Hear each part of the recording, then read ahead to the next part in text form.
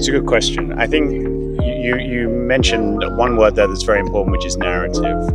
Sanya, what does Sanya stand for? What is it distinctive? What is it that makes tourists want to come here as opposed to somewhere else? But you also mentioned the phrase high yield, high-end tourists, which is something that is still not quite well defined.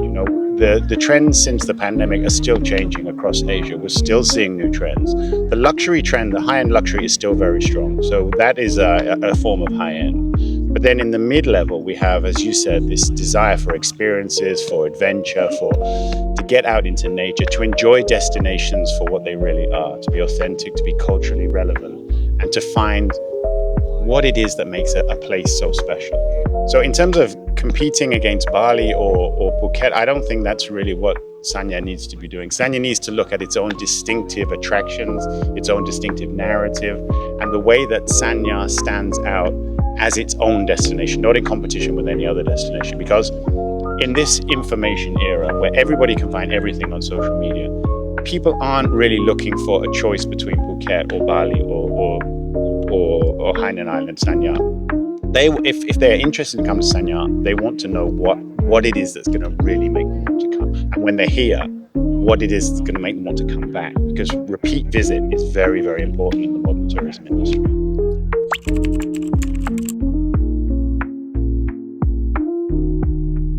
I think that's a good question because, Highland is a big island. You've got a lot here. It's a tropical island. You've got the beautiful mountains, you've got the trees, you've got the green, you've got the high-speed railways, you've got surfing, you've got beaches, you've got golf, you've got yachting. You've got so many different stories to tell. It's how you bring those stories together for different segments of your market. And when you're looking at attracting tourists from Southeast Asia or from other countries in the Asian region, you need to look at the different segments of your market. Now, there will be different segments within the high-end segment. So are you looking at the MICE segment, for example? Are you looking at luxury travelers? Are you looking at wedding travelers? Are you looking at families? Are you looking at couples?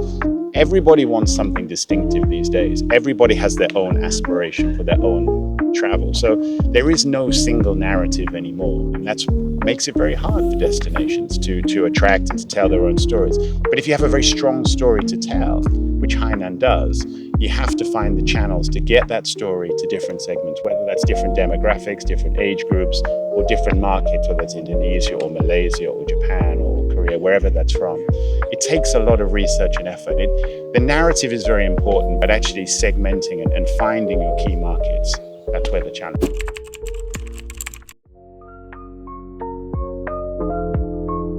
I think the interesting thing I'm going to talk about Hainan Island to begin with, is I've been coming here for 20 years. I first came to Hainan Island in 2005, and the tourism industry has changed completely in 20 years. And you've seen the development of different resorts, different bays, different segments of the industry, the use of culture. Like last year, for example, at this Tropical Coastal City event, there was a fashion show that had Lee and ethnic Hainanese culture into the clothes, which was terrific. It was very, very popular with all the visitors that came here.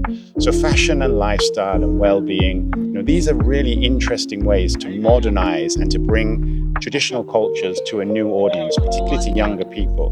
And I think that's the way we're going in future. Is we're seeing it's not just about the traditional cultures. It's how can you make traditional cultures very relevant to a younger audience? How is it that it's going to appeal to them? And fashion and music and TV and culture, pop culture, is a way of doing that. You look at countries like South Korea. They do that very, very well in terms of how they use Korean culture in their lifestyle and their pop music and their well-being and lifestyle. It's a very, very interesting way to meet a new generation of travelers who are interested to come to destinations, but they also want those elements in their daily lifestyle as well as their travel. And that's the challenge, I think, in future, is to make travel more 365 days of the year, not just about the 1 week or the 5 days that the traveler comes to Hainan. Oh, that's a great example you gave about South Korea, because their K-pop culture spreads around the world, which is very impressive. It is. It's very impressive. As you say, it's popular around the world, but increasingly now it attracts visitors to come to the destination. But also when they leave and they go home, they take it with them. They will watch more movies. They will take wellness products or spa products home with them. And so they take the travel back to their own lifestyle. And that's where Sanya could learn some lessons.